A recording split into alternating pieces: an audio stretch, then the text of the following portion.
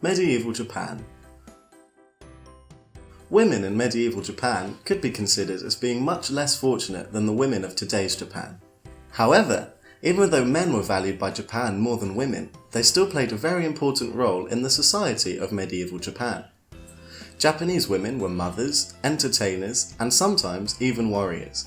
Considered as the backbone of the family, often the women were relied on for their homeopathic medicines, their housewife knowledge of cooking, cleaning, and understanding of children, and even fighting alongside their husbands. The amount of freedom a woman received in medieval Japan was hugely based off her social class, but not the way that you'd expect. Women of low class typically had to care for children and do all of the housework, not just for themselves, but also for the other wealthier families too. These low class women actually had a lot of freedom.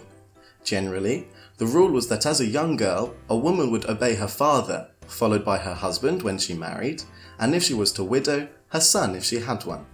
However, the women would often be seen farming alongside the men, and the money that they would earn from this could be spent on whatever the woman wanted, paying taxes, buying clothes for her children, or groceries.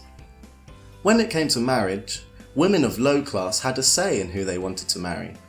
As you would expect, women of high class lived much stricter lives due to their wealth and reputation, but strangely, and very unfortunately, they had the littlest freedom in the whole of Japan. Marriage was very important in this time, as it was seen as an alliance between families and a way to keep the clan and the family name strong.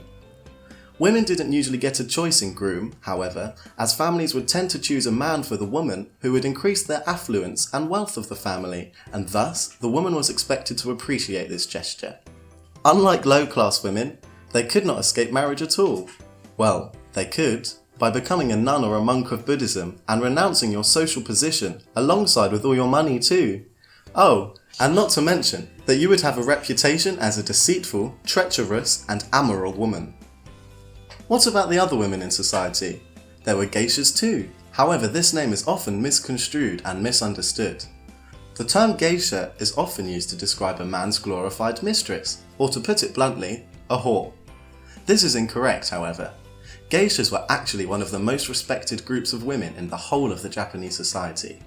Before a woman becomes a geisha, they are referred to as maikoa, who learned how to converse with men, carry out traditional tea ceremonies and dances to perfection, and also play stringed instruments to serenade audiences and families.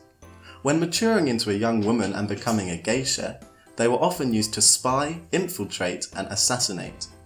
The geishas had a huge advantage, as because they were so highly respected, the target would be completely defenseless against her. The only way he could prevent himself from being killed would be to have her killed by someone else before she could kill him.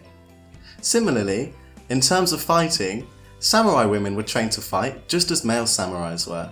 They did sometimes fight in battle alongside their husbands or brothers, but this was quite rare.